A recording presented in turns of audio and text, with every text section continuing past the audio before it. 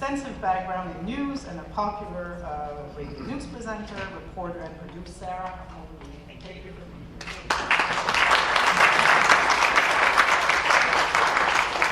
Thank you very much, Maurice. I'm Sarah Kenton. I host the afternoon program for CBC. They don't normally let me out of the building. Normally I'm not getting my kids out to school at this time of the day. But thank you very much for having me. Thank you very much to Castanet broadcasting this live.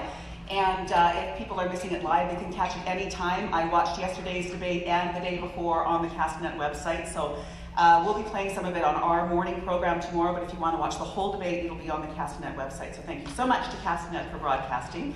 And thank you very much to the Chamber for inviting me. Gentlemen, I'm here to explain the rules for our discussion and debate. I will be asking the questions. Also, if you have Slido on your phone, hopefully everybody has downloaded it. You can pose questions on the Slido app as well as vote on questions that you want to have asked.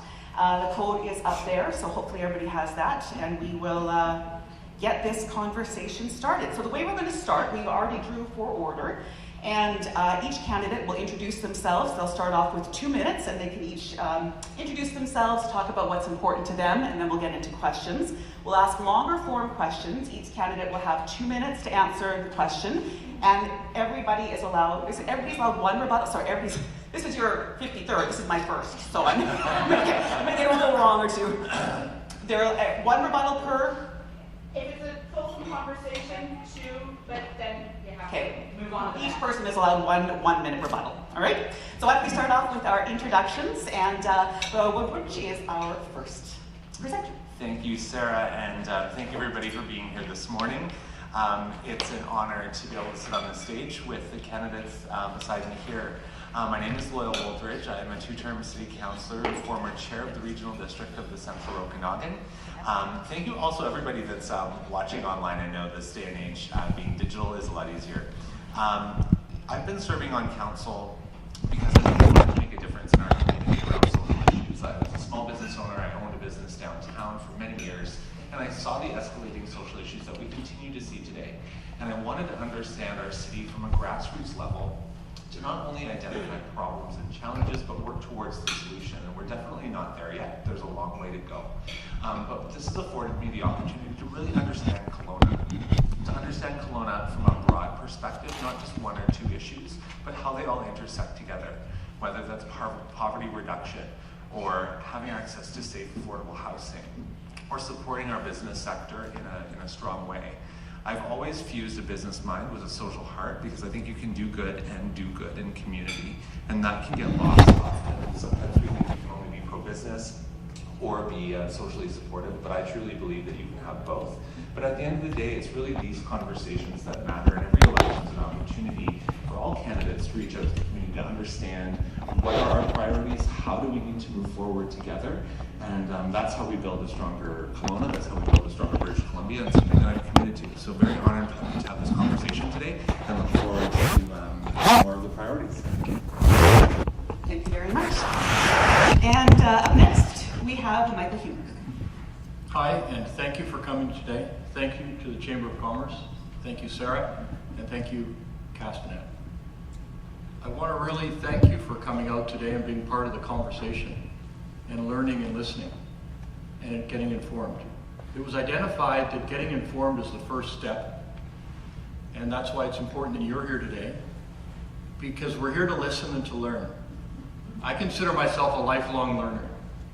I was a thoracic surgeon for 28 years, and I guess to some degree I'll always be a thoracic surgeon, dealing with people with lung cancer and esophageal cancer. And from them, I learned many things. It was about their illnesses, but also what was important to them. I've led successful change initiatives through my entire career. I grew up in Vancouver, but I didn't start thoracic surgery in Vancouver. I started in Prince George and subsequently leveraged it so that we could actually, from Kelowna, look after people through the entire interior, the north, and the Yukon. I was the chief of surgery for the past 6 years. And during that time, I managed the entire COVID pandemic. I was the operating room manager when I was working full-time at the same time. We had a staff of about 500 people that had to go through the pandemic. Vaccines work. Vaccines save lives. We were working in the pandemic before the vaccines were available to provide care. So what I've done now is that taking the lessons that I've learned and realizing that healthcare is not going in the right direction. It can do better. And I would also claim that Kelowna can do better. It's a vibrant, prosperous, safe community, and it needs to be more vibrant, more prosperous, and safer. So that's why I'm standing as the independent, unaffiliated candidate for the new riding of Kelowna Centre. And thank you for showing up today. All right, that's time. Thank you very much, Dr. Humer. And finally, we have Bryce Tippie running for the Green Party. Hi there, thank you for coming. I'm really excited to be here and offer a different perspective. A little bit about me. So I spent most of my 20s working. I started in minimum wage jobs. The promise of working hard to be able to fend for yourself has kind of been broken within our society at this point. So I decided, after working a blue-collar job for most of my 20s, to go back to school and get expertise in political science. So I studied policy, I understand macroeconomics, I understand political theory, and I understand the institutional problems that are present within society right now that are making it harder for people to actually fend for themselves and support a livelihood. So I look at the institutional and the status quo of where we even have like one of the more competitive parties not even showing up to a debate because their policies are so bad that if they were ever held accountable and challenged on them, they would immediately fall apart. So we need to actually put institutional reforms and transparency into government to make sure that they're doing what they promised to do. We claim to have representative government, but I don't see it. And we're going to need a change going forward, and I think that'll be best for Kelowna residents and British Columbians as a whole. Thank you. Thank you very much, Bryce Tippie. All right, now we'll get to the question portion of this discussion. The questions are a combination of questions submitted by the Chamber. They have all been vetted through the CBC editorial board, as well as through myself, and questions from the public as well. So it'll be a combination of questions, and don't forget, you can add questions through your Slido app as well. I thought a good way to start our conversation today would be about the riding itself. Kelowna Centre is a new riding. How would you characterize this riding, and what makes you placed to represent it? I'll start off with you, Bryce Tippie. So I actually live right downtown. So I live off of Harvey and Pandosy, so I get to experience the issues that Kelowna Centre is facing firsthand. Within the past year, I've actually had to call emergency services twice because I actually got threatened on the street by somebody who was homeless. I had somebody using drugs right next to me on the bus stop because I'm living downtown, taking transit. So I understand the things that Kelowna residents are actually concerned about, but other parties are promising to offer involuntary care. The problem that we're dealing with right now is a lack of healthcare workers. So who are going to be supporting these people? I don't see it. The best predictor for a lot of these issues is poverty. So what we need to focus on is not throwing people in jail or locking them up in facilities that we don't even have right now. It's actually tackling the issue of poverty and allowing class mobility. So that means tackling the housing issue. That means we need to stop treating housing as a financial commodity and a stock option, and we allow it for what it's meant to be used, to be lived in. We also need to make sure that things are more competitive. That means making sure that certain industries aren't being gobbled up by large multinational corporations. It's too difficult right now for small business owners to even compete in this climate. The best kind of thing that you can ask for as a small business owner is to be acquired right now by a corporation in Canada. That's not what should be happening. The backbone of the middle class is based off of small businesses, and an economy in the West is based off of middle class people. So what we need to start doing to tackle the issue of homelessness, addictions, all of this is investing in people and allowing them to make sure that they can actually fend for themselves and depend on a government that actually serves their interest and not special interests of those who do not represent us. All right, thank you very much, Bryce Tippie. Loyal, we'll go to you. Thanks, Sarah. So I've lived in Kelowna Centre riding for decades now. I live up in North Glenmore, and I love that it is a blend of suburban and urban coming together, a brand new riding with a lot of differing perspectives, both from an urban perspective and otherwise. Obviously, we're faced with big challenges. You know, we have the largest encampment outside of downtown Vancouver, and that's something that we need to deal with and we've been grappling with on council. These are not simple, easy, quick, or cheap solutions to deal with. They've been building over decades. It's going to take time to overcome. I hear from small business owners downtown, we are the entrepreneur capital of Canada, and businesses need more support. I know that it is affecting business, but it's really important to understand the core of the issue, and poverty is definitely one of those things. I joined council because of housing. We just introduced the new housing legislation this year, and I can say that it has expedited and reduced red tape exponentially of bringing approvals online quicker so that we can deliver more housing. That is the only way that we're going to deal with homelessness at the end of the day, and obviously making sure that people are supported financially. So there's a lot of also infrastructure challenges that we face as a city within the city of Kelowna.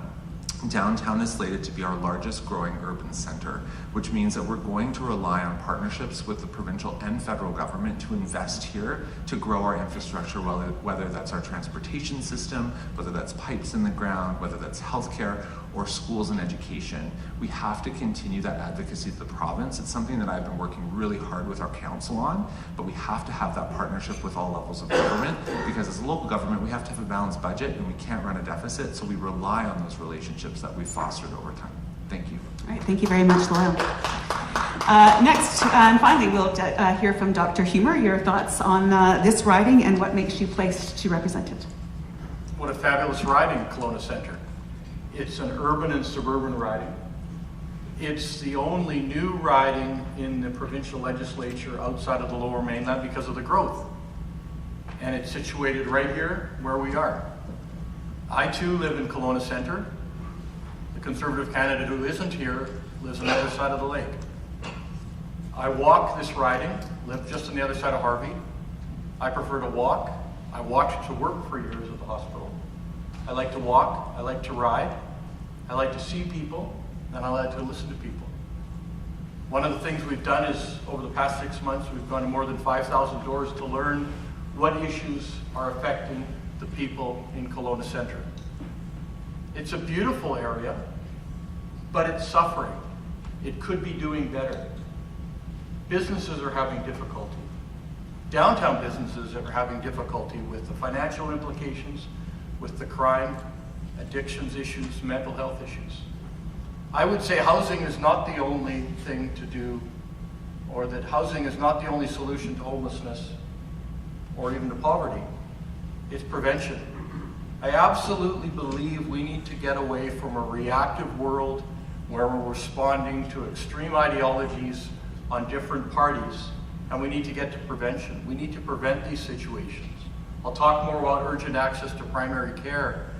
If we had universal access to primary care, everyone has a doctor, like everyone has the access to public education. We could prevent so many of the things that are causing us to suffer when we see these issues. And they're so much easier to prevent as opposed to treating them downstream. So I'll talk more about that later. All right, thank you very much, Dr. Humer. And I was remiss, and I didn't mention earlier, the other candidate who is running in this riding, Christina Lowen. Her place is there, but she is obviously not here. She did respond to the chamber saying that she was not able to come because she's too busy, is the quote that I have. Okay, let's get to our next question. You all mentioned housing, so I thought we'll continue on with that part of the conversation. This question comes from the chamber. The top priority of the BC Chamber is supporting housing and population growth with consistent, structured infrastructure funding for municipalities. What experience do you have with examining the infrastructure issue, and what immediate steps would you take if elected? Loyal, we'll start with you this time. Thanks, Sarah. So obviously housing is one of the top issues that we're hearing from people, especially young people and small business owners that can't get people to work because they don't have a place to live. Within the city of Kelowna, over 4 years, we developed our new 2040 official community plan, which really lines well with the housing legislation policy. We're the first municipality to adopt that legislation and get it implemented. We have been advocating to the provincial and federal government for consistent infrastructure funding over time. Last year we saw the government give $1 billion to municipalities through the Growing Communities Fund, which helped us build infrastructure that has sat on the books for a long time, like the Bertram Overpass that's just been elevated this last weekend. So this is something that we need to continue to advocate for. I believe the housing legislation should have an added benefit of those that meet targets to have infrastructure funding attached to it, so that those municipalities that are doing that hard work can be rewarded for it. We have to build thousands and thousands of units of housing, and along with that come many new neighbors, many new families that are going to rely on the infrastructure that we need. Aside from roads, aside from transit, we're also going to need to look at schools, especially in Kelowna Centre. We know our schools are going to be at capacity. We've acquired land up in Wilman for a new elementary school. We've expanded Dr. Knox.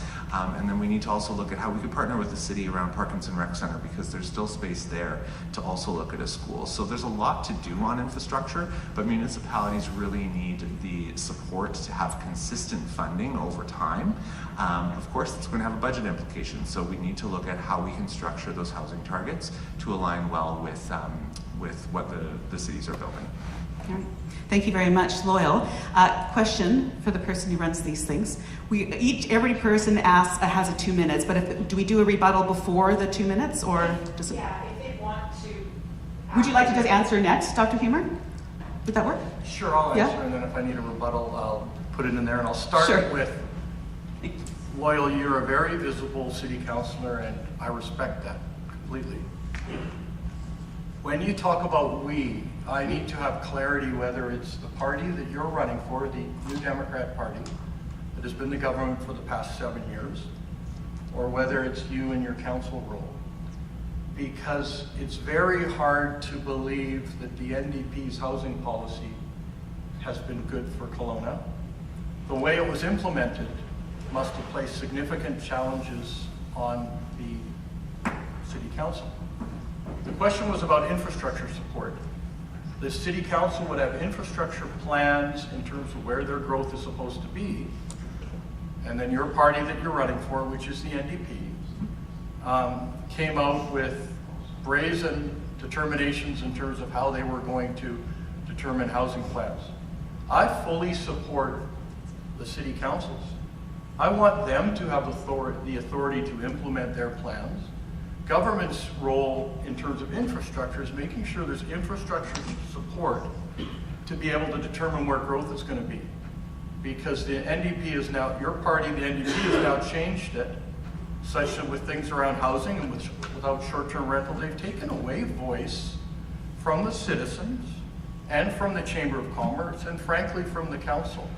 So just please help me through this interview when you say we, to clarify which role, because at this point, you're the NDP candidate. All right, Loyal, you have 1 minute for a rebuttal. Sure, thank you. Thank you for that question, and I can definitely be more specific moving forward. Thank you for that. But what I would say is that the housing legislation aligns with official community plans. So it's removed the need for rezoning for future land use that's within community plans, which is one of the largest public engagements that any policy goes through in any municipality. So to be going through public hearing processes, adding red tape for something that has already gone through public hearings through that process, that's already gone out to numerous public open houses, is to really align with what the public has been consulted with in the first place. Now, when it comes to growth, in 2017, when I ran for council, I met with developers that said you should upzone all land so you don't elevate land prices. And further to that, most of our growth is planned in urban centers throughout the city, and that aligns with what the NDP's brought forward within their housing strategy. Thank you very much, Loyal Woolridge. Bryce.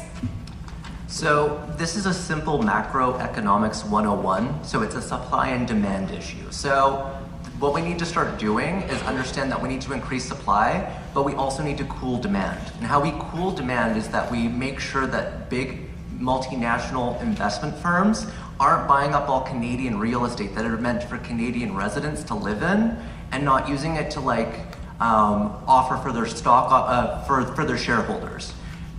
Right now, Canadian properties are being used for the ultra rich to be able to pad their own pockets while pushing Canadians out of the market.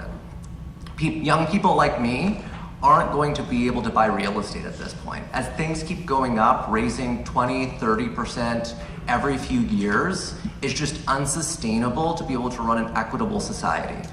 So the BC Green parties are the only party right now that is promising to offer regulations to be put in place to end the financialization of our housing market and to cool demand and make sure that we have an equitable and fair market for everybody. Thanks. Thank you very much, Bryce Tippie. We'll go back to housing and infrastructure in a moment, but I want to go to a Slido question next.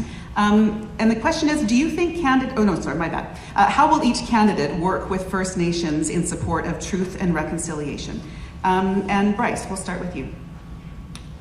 The BC Green Party is highly dedicated to Indigenous communities and respecting their lands and working with them as partners going forward within the community. I personally have very big fears about what happens if a BC Conservative government gets into power.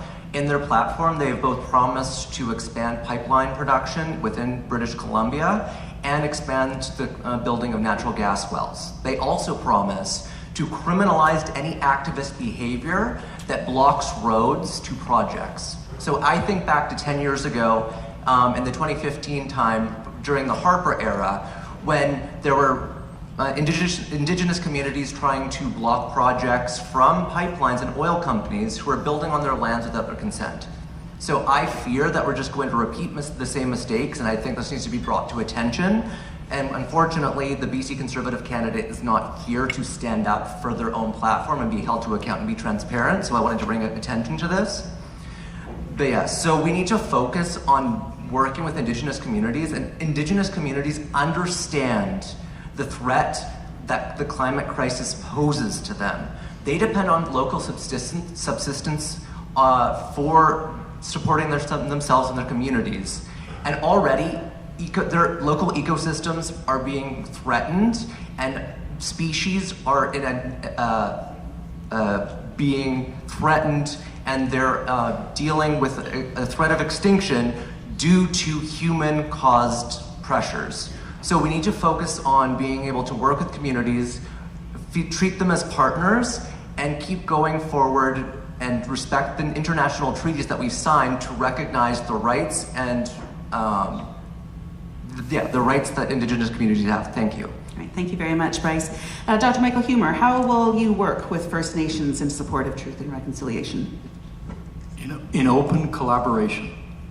So it's a fantastic question. It's been addressed in Innovating for Impact, which is your report from the Chamber of Commerce that really looks at so many of these issues and reviews them. And it says on the front page that we had some consultation with their determining this report, but we'll have further consultation.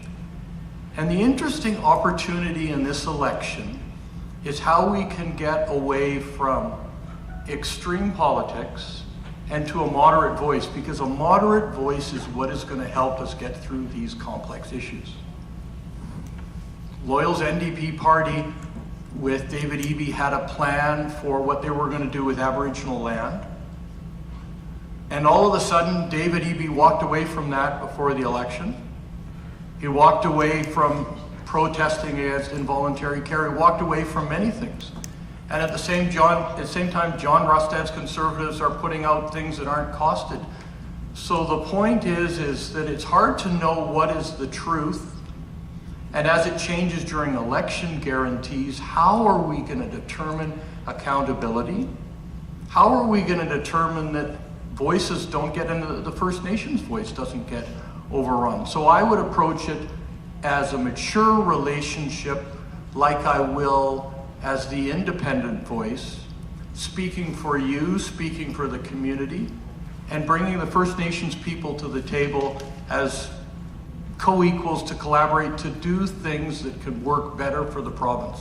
There are a lot of First Nations learnings of success that we can work together to build a better British Columbia together. So what I would be your voice that isn't tied to ideology, but that answers to you and our communities. Thank you very much, Dr. Michael Humer. Loyal Wooldridge. Thank you. So when I think about truth and reconciliation and relationships with Indigenous people, what comes to mind is consultation. And it's really easy for us in a colonialized world to put our vision on what that consultation should look like. And we did walk back the Land Act. We did walk back involuntary care because Indigenous people felt the consultation wasn't appropriate. around the Land Act, non-Indigenous people felt that the consultation wasn't appropriate. And I think any leader, any governing body should have the courage to walk something back if they feel it's not going well. Now, to the question of truth and reconciliation, I've worked tirelessly with Westbank First Nation, as well as we've started to foster a relationship with OKIB through the regional district of the Central Okanagan to really change and embed how truth and reconciliation is in everything that we do. Last year during the fires, it was the first time in the Emergency Operations Center that we prioritized having WFN in the room. We're working with them to talk about prescribed burns and how we can manage our forests differently. We know that over the last 150 years, because of non-Indigenous culture being thrust into how we do things, forests haven't been managed properly like they were from the stewards of these lands since time immemorial. So a lot of truth and reconciliation is listening, it's gaining trust, it's fostering relationships, and it's consulting. Because together we're moving in the same direction. You know, the Conservative Party came out with a promise to build a second crossing. I won't even touch all the reports to say why it doesn't work. But Westbank First Nation wasn't even contacted. They didn't even pick up the phone to say, we're thinking about implementing this. And the bridge would go right through their lands. That's not consultation. They're threatening to repeal DRIPA, the rights of Indigenous people. Jordan Copel, their WFN councillor, said that would bring us back 70 years. That's the risk that we can't afford. Right now, we need to foster the relationship with Indigenous people. Thank you very much, Loyal Woolridge. Dr. Humer would like a rebuttal. I'd like to talk about consultation. In fact, as you're a surgeon, the first part of the process is called a consultation. You listen, you consult, and then you act. So David Eby and the NDP on these things that they've walked back, they've fired, and then they've aimed. They said, we got pushback. Well, pushback is actually the consultation that should take place before you throw things out, and I concur with Loyal that then Rustad comes to town, won't really take questions from the local media, and then fires some uncosted bridge you're gonna get. Well, what problem was he trying to solve? The problem is traffic congestion and traffic flow. As Loyal says, it's been studied. We know that 4% of the vehicles that go through over that bridge are actually making a through trip where they don't stop within the Central Okanagan. So a second bridge or a bypass bridge would serve 4% of the traffic, and it's not really addressing the problem. So again, I come back and say that... Oh, we're over time, sorry. I will talk more later. Wake up, sir. Okay, one rebuttal for Bryce. Yeah, so another thing that I want to talk about, I think consultation is insufficient. I think we need to talk about self-determination and enfranchisement. So in 2017, or I think it was 2018, the BC NDP put forth a referendum on electoral reform, but I personally believe they overcomplicated it. You needed to basically have a political science degree to understand what the proposed reforms were, and then had a 19% response rate, turnout. If we actually implemented electoral reform within British Columbia, and if we set the threshold small enough, and we wouldn't have, Indigenous communities would no longer have to ask political parties to advocate for them. They could form their own party and actually have their own representation within the legislature and be enfranchised within our political systems. Other countries have this. We could do it too. Thank you. Thank you very much, Bryce. Let's keep talking about that second crossing, shall we? It has been proposed by the Conservatives. Loyal, Woolridge, what do you think about Kelowna having a second crossing over the bridge in the Okanagan? I think we have a lot of other capital priorities. It's already been mentioned that the City of Kelowna has a really robust capital plan that's informed by science and it's informed by data. And we know that, as Michael's already mentioned, 95% of the traffic going across that bridge is either destined for Kelowna or comes from Kelowna. 5% is passing through. A second crossing isn't going to fix our congestion issues. So to promise an asset that's probably in excess of $3 billion and going to ruin neighborhoods like Manhattan Point or Knox Mountain, we could be implementing a program that's probably $300 million, where we could add another lane to the bridge. We could deal with the lights when you get off the bridge. We can build our new transit yard that we desperately need so that we can have rapid transit. And we could build the Clement extension, which is a multimodal corridor that could be the future of light rail if that happens into the future with density. So to come into a city, into a municipality, not even speak to the mayor or the elected officials and say, what are your priorities? What can we help with? You've come out with a big shiny toy to get everyone excited to win an election, when really, even in the timeline they've promised, it can't be done, because you have to consult with Indigenous people, and that the land alone would probably take 10 to 15 years to manage through Canada. So for me, this was just a splashy announcement to try to gain some traction here in Kelowna. It's not informed by transportation engineers. It's not informed by the community, which I will add, in the consultation process through the second crossing back in 2017, funded by the BC Liberals, 80% of the respondents were not in favor of the second crossing.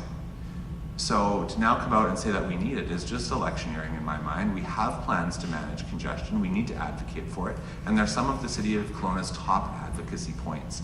That's why we need people that have been doing this work to understand that, to understand the capital plan, so that we can work with government to bring those dollars to Kelowna. All right, thank you very much, Loyal Wooldridge. We'll head to Bryce Tippie next. Your thoughts on a second crossing? It is actually a hilarious promise to me, especially reviewing all of the platform promises that Rustad is offering.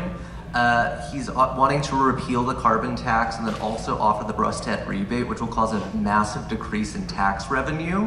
The Conservatives of my day actually valued a balanced budget and did not want to run deficits.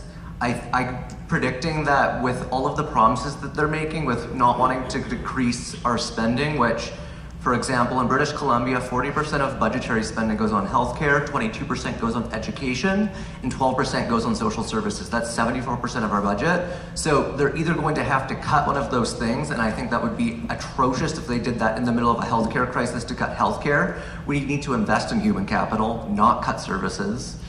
But with this bridge that's estimated to cost over $1 billion to build at this point, I don't know how they would afford it or where this money's coming from. It's another simple macroeconomics lesson. If you don't proportionally cut taxes to spending, or if you don't proportionally cut spending to what you're cutting with taxes, that's inflationary. We've already gone through an inflation crisis. We don't need further inflation. And with the Rustad government and what the BC Conservatives are proposing, that's exactly what we're going to get. National debt and provincial debt is a problem. Governments have to pay interest yearly and monthly on debt just like everybody else. What's happening with this kinds of spending and the lack of accountability in government is that they're actually ending up going to take away from further generations and make it more difficult for us to properly fund services in the future. So what we need to focus on is investing in things that make sense and actually allow for proper budgetary spending. Thank you. Bryce was looking at the clock over there, so he was. Yeah, Still had time. That was my first. Okay, we're getting complaint back here, sorry. Okay. Okay, all right. Clarify with what I need to. Yeah, they all get 2 minutes, right? No. That wasn't a rebuttal, though. That wasn't a rebuttal. Any questions when we're going to this slide of questions or 1 minute? Oh, the Slido questions, sorry. okay. My bad. Okay. Rookie mistake. Slido questions are only 1 minute. Okay. And rebuttals are 1 minute. Yes, we knew that. Didn't know Yes. Slido was one. Can I makes sense, take a minute on the break? Well, where were we? You haven't had your minute yet, right? No. I didn't have Yes. my 2 minutes, but I'll take a minute. Congratulations, Kelowna, because a little uncosted gift was thrown in your direction during the election without any real consultation. And they said, well, of course, people like gifts. We're not, and someone says it's $1 billion, someone says it's $3 billion. Who even knows, because it wasn't even costed? Maybe we need a bridge, but maybe we need a lot of other things too. And what we need is consultation. One of the reasons why I'm here is because top-down, cynical, party-driven, throw them this, throw them that, it's a campaign they'll never remember afterwards, has to stop. It's ironic because this is the home of free enterprise here.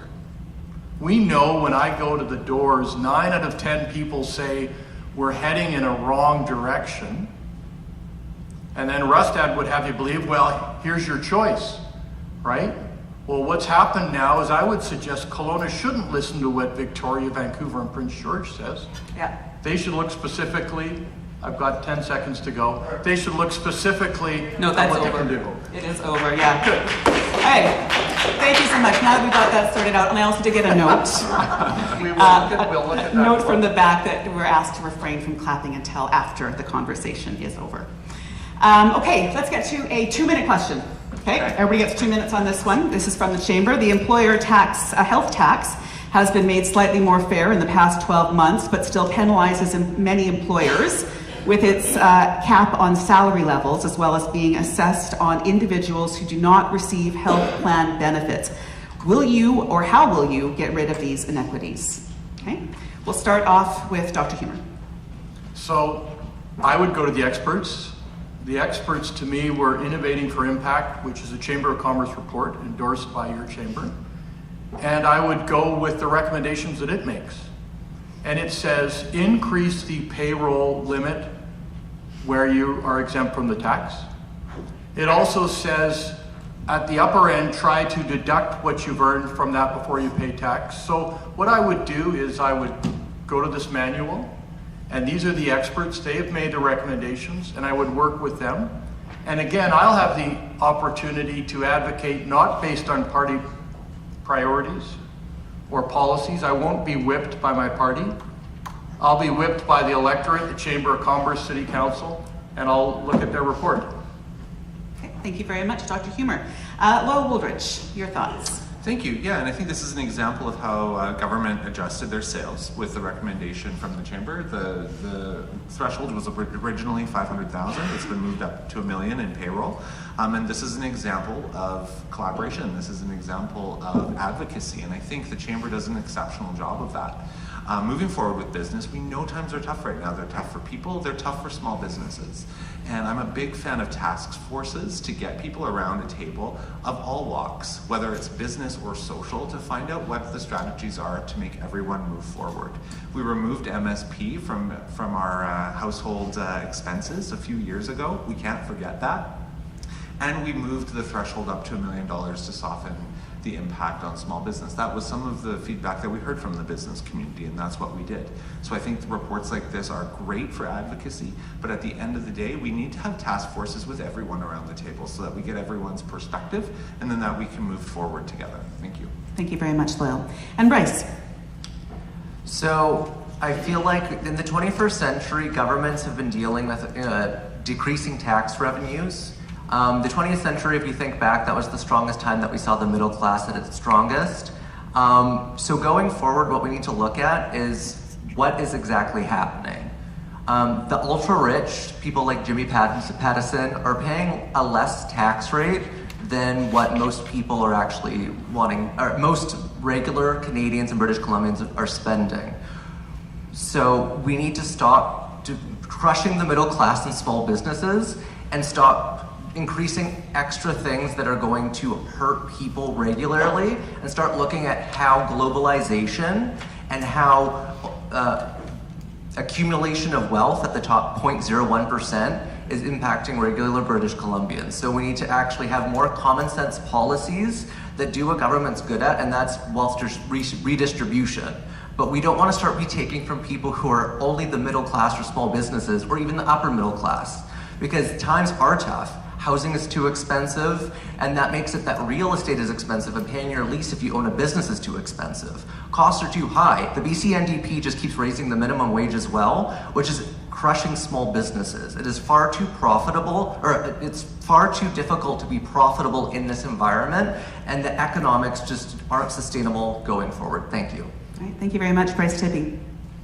Another question from the Chamber. Paid sick leave continues to be a contentious issue, particularly in home care companies and other businesses which see a high degree of churn in their employees. If elected, how would you address this cost to business? We're talking about paid sick leave. Lowell Wooldridge, I'll start with you.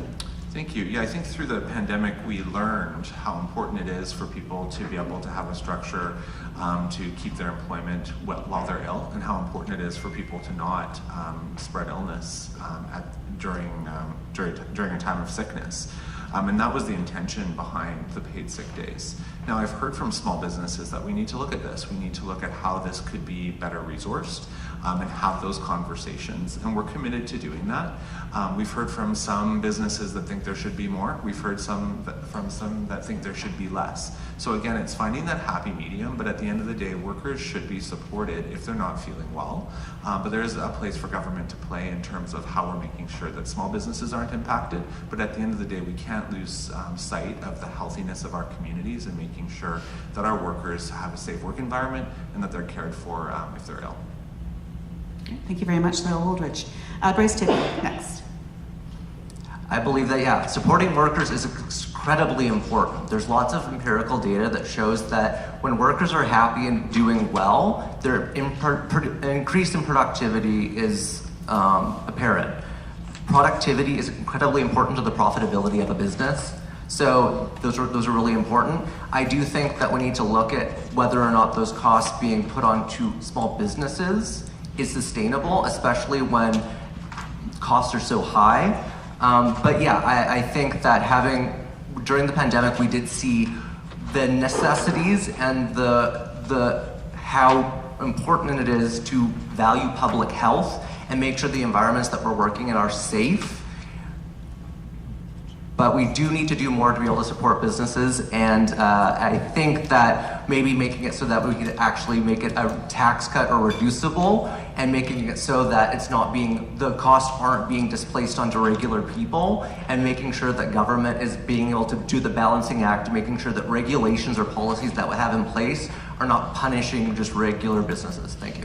All right, thank you very much, Bryce Tippy. Another question from the Chamber. Businesses continue to face ballooning costs. Oh my golly! Yeah. My dad's here. Okay. Dr. Humer, my apologies. Thank you. I believe that the workers should be safe. I was charged with the safety of 500 healthcare workers during the pandemic, working in the pandemic with COVID in the hospital and getting care performed. So I understand that the worker has to be protected. But this again is an example of firing and then aiming. You know, Loyal says, well, the NDP could do better and that we could consult, but we know that this has had a devastating effect on small business. The costs, you know, for the hospital or the healthcare system, if workers are off on paid leave, that's one thing and they need to, but for what it's cost the small business owner, the impact it's had on their work, and there needs to be way more transparency and accountability. What is the actual cost to that small business owner of 5 paid sick days for each employee, whether they're full-time or part-time? And I'll also say that I didn't do a rebuttal, but one of the things that the NDP has not been discriminatory about, they've increased taxes and tax revenue from everyone. They've increased the debt in this province from $5 billion a year to $9 billion a year, right? $5 billion surplus to $9 billion deficit. And our debt load has doubled. So one of the things that the Chamber of Commerce, or the Chamber of Commerce event, we really need to look at the direction this province is going, and really need to have second thought and to look at each of the parties and how are we going to keep them accountable going forward. Thank you very much. Again, my apologies, Dr. Humer. I have 2 more longer form questions and then we're going to get to some rapid fire, okay? So our second to last longer form question, businesses continue to face ballooning costs because of crime and the consequences of drug decriminalization. It is a complex issue and there's much the provincial government could do to help businesses. This is also a healthcare question as well, so you can choose to answer it however you like. If elected, what is your plan to make progress and provide business concrete help with this issue? Dr. Humer, I'll start with you. Good, not forgotten. So we absolutely have to do better. And the Kelowna Centre riding is the epicenter. So the Kelowna Centre riding has the downtown. And I walk by on a regular basis the people that are suffering related to mental health, addictions, and also the impact it's had on small businesses. Small businesses that are trying to survive downtown. They're heroic, the ones that can survive and can thrive downtown. So what do we need to do? We need to provide treatment. We need to provide recovery. We need to provide a path back to the best life possible. But I would also challenge us, because you said it's a healthcare issue. It absolutely is. We need to prevent it. I was at the Freedom's Door dinner the other night. Freedom's Door is a facility that looks after people who are trying to live and get to a completely clean life. The person I was sitting with, I said, when did you know, at what age was your son when you knew that he would have trouble in the future?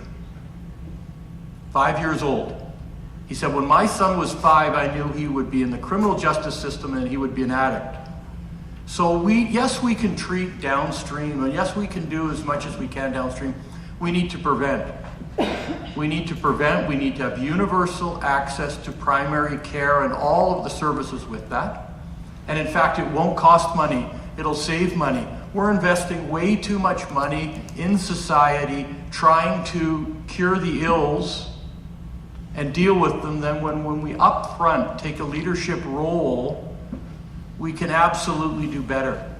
So again, I can be a voice from experience working with people, and I'm a voice that will be present. And that's time. Thank you very much, Dr. Humer. Loyal Wooldridge.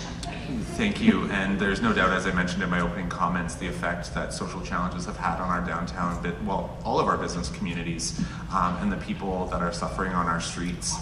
We can't forget how we got here. It's because social budgets were thrashed, and people did not receive the support they needed to stay out of poverty, to be connected to services, and I fully agree with Michael on preventative measures. That didn't happen, and so we're in a social crisis today.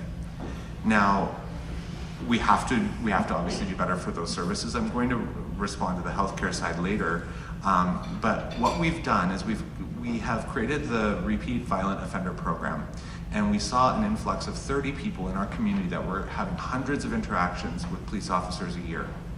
Their behavior was problematic. We created this program. 30 of them are now being held accountable. We work with the federal government to manage bail terms for those people. We've seen big crimes reduce, like business break and enters down by 61%, auto theft down by 45%, bike theft down by 49% in 2 years. We need to now focus on the repeat property offenders, which is what we're currently working with the involuntary program, and that will take some advocacy to the federal government from a bail term perspective as well. We know that these behaviors, these antisocial behaviors, are affecting business communities. It's not okay. People don't feel safe going downtown, but it has to be done in a thoughtful way that's guided by science, by psychiatry, and making sure that we have the right services and housing for people to go into. That's part of our involuntary program. It's not to throw everyone into jail and throw away the keys, but it's to make sure that we're building out a system of care so that people can go onto a path of wellness. It is going to take time. This isn't going to happen in 4 years. We can't think in terms of election cycles until we deal with the services people need, addressing with poverty and housing insecurity. These are the headwinds that are ahead of us, but we can do it by continuing to focus on those items. Thank you. Thank you very much, Noel Wooldridge. And Bryce Tippy, finally to you. I know people, when they hear anybody from the BC NDP talk about this, they're incredibly skeptical because we can look and see how it was dealt with, and we are in a crisis. And I know Loyal says that it's not going to happen in 4 years, but the NDP have been in charge for 7 years, and it's gotten out of control. What needs to happen, and I have personal experience with this, I've grown up in a household that's sober. My mother has owned and ran a treatment center for over 10 years. I've even, as a child, gone to AA meetings and shared as a kid because I've been so involved in recovery, sobriety, and dealing with addictions. I know it on its face. And we need to do more as a community to support people and make sure we have the facilities. I've talked about this before, but involuntary care is an insufficient solution right now. We don't have the facilities and we don't have the healthcare workers. We need to work with treatment centers now. My mom talks about this, and she has spoken to other treatment centers, and the regulations that the BC NDP put in place to make it assisted living facility was impossible. It was not profitable, and it's running places out of business. But the BC Conservatives are promising to recriminalize this. Do we want to live in a dystopian landscape where we're taking people who are struggling with mental health issues and throwing them in prison? That's going to back up our already backed up court system, and it's going to cause more cost by housing people within jail.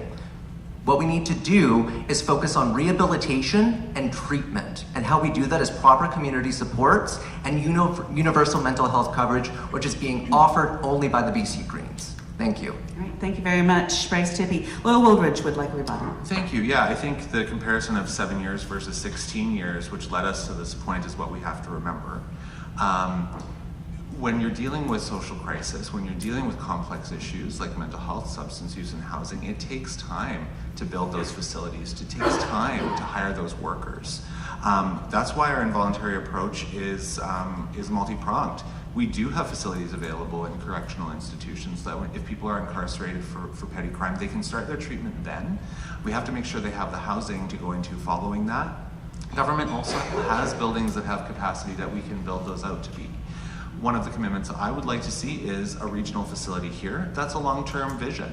But there is capacity within current government structures to see this through. And again, it's not for everybody, but it should be peer reviewed by psychiatrists and doctors that are educated in this to move it forward. Thank you. Okay, thank you very much.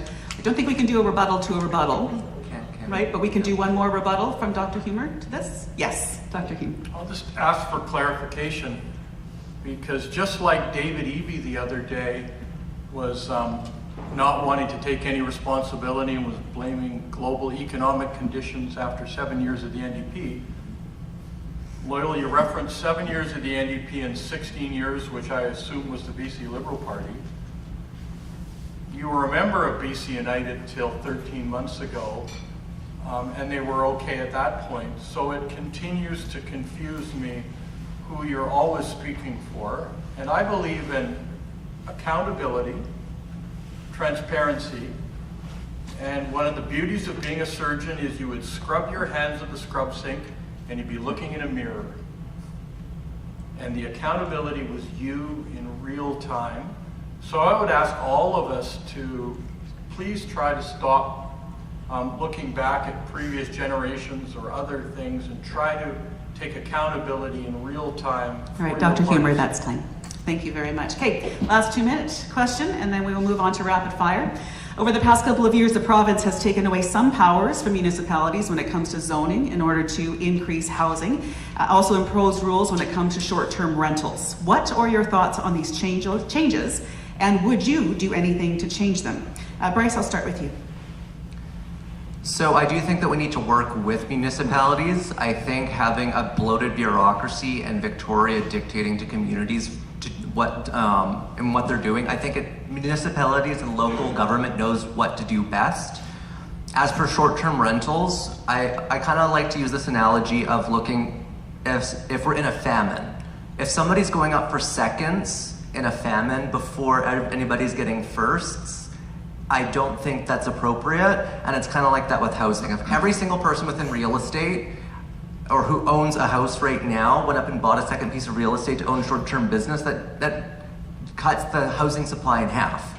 We need to have more common sense policies and further regulate the housing market so then we're not driving up the costs of housing. That is the problem. We don't have a large enough supply. If we use any of that supply for short-term rentals, it's going to drive up the cost. Thank you. Thank you very much. Dr. Humer, I'll go to you next. It's a fabulous question. And in fact, the Chamber of Commerce does an incredible job of looking at that issue. And I would advocate you should spend time. They do about 6 pages on this issue. And Kelowna was the recipient of this action from the NDP. And we have a community that relies on tourism. It's a very seasonal component, the tourism. We have a community that relies on education and home for students. And the short-term rental chaos was really a wound inflicted on Kelowna from outside without consultation. I don't believe we need more bureaucracy, more top-down. What problem were they trying to solve? And I would say the short-term rental was chaotic. And I would dispute it wasn't for people that owned 20 short-term rental units. It was people that might have owned 1 or 2 and were helping to support their mortgage to make it happen.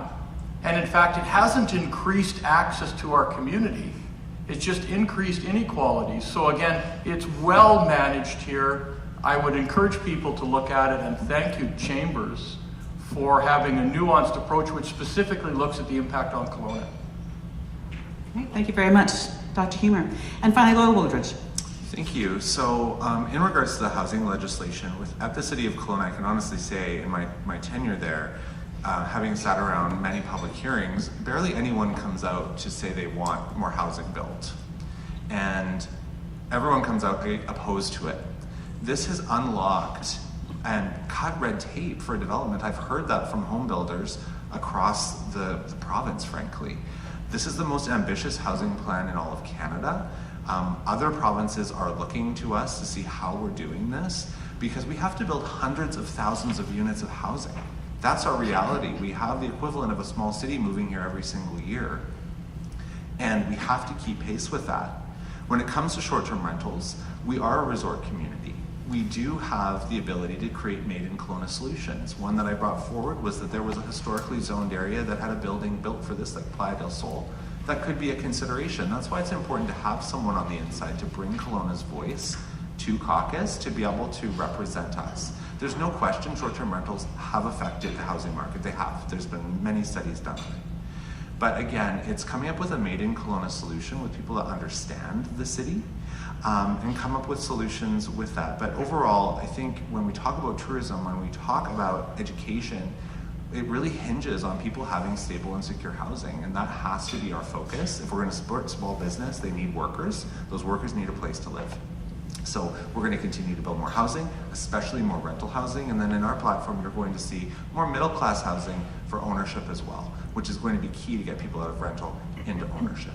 So there's a lot to do on that file, but I do agree that Kelowna needs a voice around the table so that we can bring our perspective, and that if policy needs to be changed, we can't be so arrogant to think that it's perfect, to bring our community's voice to the table. Thank you. Thank you very much, Loyal Wooldridge.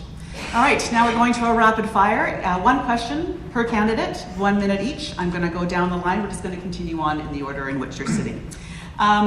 First question will go to you, Bryce. What would you do about the closure of the BC Tree Fruits Complex? Well, that should have never happened in the first place. The fact that it was allowed to close and leave the poor farmers left to fend for themselves and scramble to try to find facilities to help sell their product is a travesty, and the BC NDP completely botched that. That should have never happened. The BC NDP should have stepped in and just bailed it out and then took over management and allowed for the farmers to be able to have the support. So what we should do is then now work with the local community and the local agricultural industry to help set them up and have them be able to build a co-op again for themselves, ran by them together, joint effort, and that's the kind of community-ran organizations that we need. Thank you. All right, thank you very much. In under time, no less. Dr. Humer, you were originally running for BC United. How come you're not running for the Conservatives? Did they approach you or did you approach them? The BC Liberal and BC United was the ruling party for 16 years. And we were running, we were well-vetted candidates, had run the campaign for over a year. When Kevin Falcon did his act on August 28th, everyone sat back and said, whew, we're saved. Because we've only ever defeated coalition, we've had coalition governments for the last 71 years are the only way we've defeated the NDP. So everyone said we're saved. I had to dig deep and say, could I serve in a John Rustad government? Everyone said to me, be ready to serve, you will help moderate, do it to help healthcare. And I reached out to John Rustad, the texter here, on his cell phone. No acknowledgement at all. Up and down the valley, 7 ridings all the way from Salmon Arm to Oliver, no answer. And that is time. All right, thank you very much. Loyal Wooldridge, when it comes to healthcare, there is a considerable strain. Do you support privatization or have any other ideas? Thank you. So this is a human resource challenge. Absolutely. We need to continue to train more health professionals, whether that's doctors, nurses, or diagnostic professionals through colleges like Okanagan College. Privatization is only going to take workers out of our public system and have them higher paid in a private system, which is then going to mean that the public system is going to have to compete for those same workers. That's an American style of introducing healthcare when our system is in a very fragile state. Now, I don't believe that is the correct model for British Columbia. When we have wait lists, we have partnered with care across in the United States where the government can pay for that private care. But to open that up in British Columbia, I think we're opening up a challenge when we don't have enough workers in our public system, because we have to focus on universal healthcare, making sure that's robust and strong so that people get the healthcare that they need and deserve. Thank you. Thank you very much, Lowell Wooldridge. Bryce Tippie, how do you feel your political experience will benefit constituents, or as a first-time politician, how will your experience work towards you in representing your constituents? I believe quite well, because I went to school and studied this. The BC Conservatives, if you look at a lot of their candidates, have no experience whatsoever, and it's quite a terrifying prospect that a government's going to be formed by a bunch of people who don't understand policy, macroeconomics, or the fundamentals of basically running government at all. I believe that I have a lot of great ideas, and I think my youth is not a flaw, it's an asset. I have a fresh perspective. I know what it's like to be young and try to work within this economy and the structuring within society. I think that I'd be able to advocate for a growing generation of voices. So I believe that I would be able to offer a change and some really fresh perspectives within government. Thank you. Thank you very much, Bryce Tippie. Michael Humer, would you call for a repeal of the speculation tax? I would go back again to this document, which looks significantly at the speculation tax. And I would say, what is it trying to do? But what I would do with the speculation tax is be accountable and transparent. This document says we need to know how much money we're generating in this community from the speculation tax. How much money are we stealing from Kelowna that we don't take from other communities? And guess what this document also says? Reinvest that money back in the community. If you're going to take it from people in this community, reinvest it back. The other thing about the speculation tax, it says treat all Canadians the same way. So don't apply the speculation tax to Canadians. If you want to prevent foreign investment, as they say here, do it that way. But I would alter the speculation tax as specifically recommended in Innovating for Impact. And I think it's a great answer that you've done with this. All right, thank you very much, Dr. Humer. And Lowell Wooldridge, where will your party find the money for promises that have been made? When or how will we recover from large deficits? Right, so the deficit's been created by having to invest into large capital projects like hospitals and schools to overcome those challenges. In time, we're going to see that deficit starting to come down. That's why these certain taxations, with speculation tax as an example, have been brought into place, that if people own second homes that are sitting left unoccupied, that helps fund housing. That helps fund what we need in our community. We've seen in the last 7 years about $145.5 million worth of housing investment in Kelowna alone. And so we have to have different tax structures to pay for that. And that's how that's being done. We are going to see that deficit come down over time. Now is the time not to cut back for people, because they're going to rely on government services even more so, especially in the social sector, but it will start to come down over time. Thank you. Lowell Wooldridge, thank you very much. Bryce Tippie, BC is a resource-based province. How will you work to balance the industry's needs and the environment? I think that's where I set myself apart by a lot of my fellow BC Green colleagues. I understand the importance of being able to support industry and support local industries. And I think balancing sustainability with the economic impacts and economic development is crucial. Otherwise, it's a pretty simple math. If you destroy the economy to save the environment, pretty soon a different government will be elected within a democracy.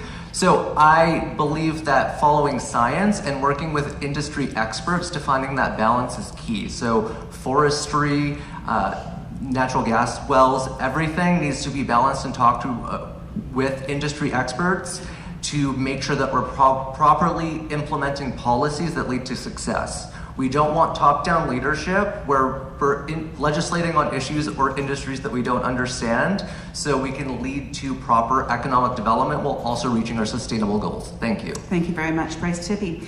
And to Dr. Michael Humer, do you think candidates have a responsibility to answer questions from the public before an election? Yes.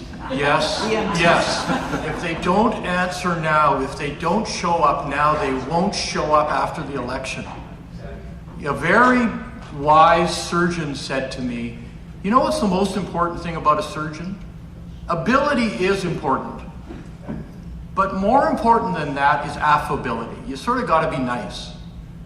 But the most important thing is availability. You got to be there, you got to answer, you got to show up. Because they might be busy. Well, what possibly could they be too busy doing right now when democracy is being threatened? So here we have it. Vote NDP and we will not balance a budget in time. So it will never happen. So I will not allow that legacy to be delivered to my children and my grandchildren. And then the Conservatives say, well, we don't even cost anything. And we're so cynical that we believe that our candidate doesn't have to show up because you will elect That's them. time. Thank you. And final question. We'll applaud after. Final question to Loyal Woolbridge. We're going to go to the Slido. How will you support City of Kelowna initiatives, capital plans, and programs? Thank you, and that's the main reason why I'm running, is to making sure that Kelowna gets a voice in Victoria to achieve the investments that we need. We've seen government invest here over $500 million in the last 7 years for a multitude of different infrastructure projects. Those are just the big infrastructure projects. But it's really having someone that understands those capital projects, that's been working with the City of Kelowna to bring those forward, because we need the partnerships with local, provincial, and federal partners for everyone to come to the table. Local governments cannot pay for all of this on their own. We're faced with an influx of new residents, new neighbors, and we need government to step up and to support us with infrastructure spending and support. We've been advocating really hard the City of Kelowna has been advocating really hard to the province, and I would continue to do that when elected and bring our voice to Victoria. All right, thank you very much, Loyal Woolbridge. All right, that is the end of our question and answer section, and now we're going to have our closing statements in the reverse order in which we started. So I believe that's with you, Bryce, right? Yeah, Bryce Tippy with the Greens. So, disillusionment, apathy, and partisanship are all really big issues that we have in politics right now. And simply changing a government, whether it's BC Conservatives, keeping with the NDP, that's not going to fix the issues long term. People no longer have faith in democracy and institutions, and populist movements are arising worldwide right now. What we need to do is implement institutional reforms to actually have accountability, transparency, and representation within our government. That is why I'm running. I'm wanting to refix the system to make sure that common people could once again trust on their representatives to follow through on what they say and actually make tangible and realistic promises that could actually serve the interest of British Columbians. Right now we have governments promising tax cuts and then also promising increases and say they're going to eventually balance a budget. They either don't understand macroeconomics or they're lying to you, and I don't know which one is worse. The BC NDP are promising that they're going to fix the issues that are facing society. They have already had 7 years to resolve this.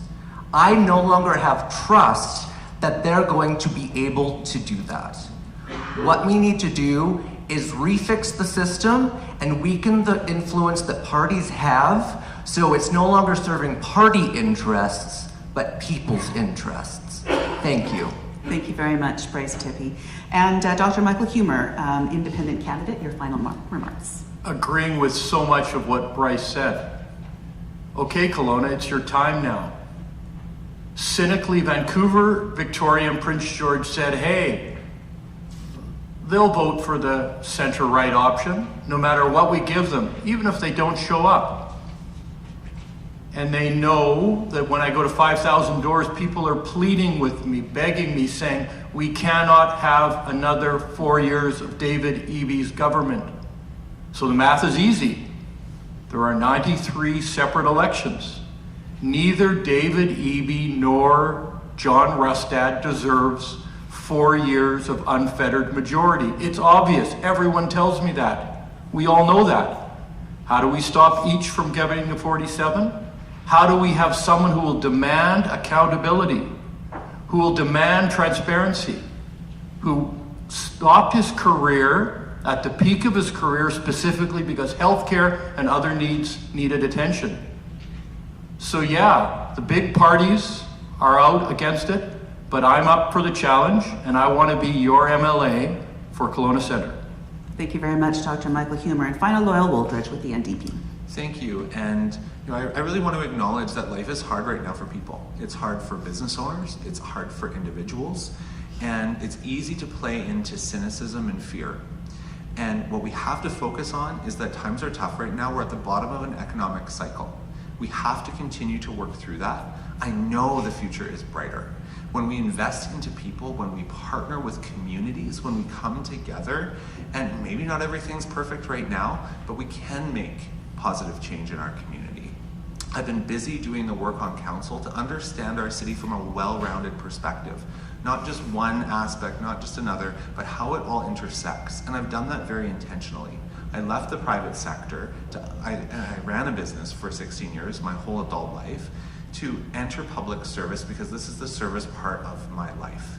And it's not forever. It's not going to be a very long career because I want to give back to my community and then eventually move on. But I need to make as much impact as possible, and that's done by really understanding Kelowna, living here, dedicating my time to fostering relationships, knowing how to work across all government lines so that we can deliver the best results for Kelowna, because at the end of the day, people that live here are our #1 priority, regardless of which candidate is voted for up here on the stage. We have to put people first. We have to put our community first, and that's what I'm committed to doing, to being your next MLA in Kelowna Centre. Thank you. Thank you very much, Loyal Woolridge.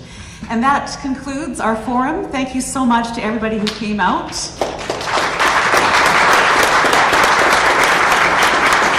Thank you very much to the candidates. It takes a lot to run for office and to put your name forward and to come to an event like this, to knock on doors, to make yourself vulnerable. So thank you very much.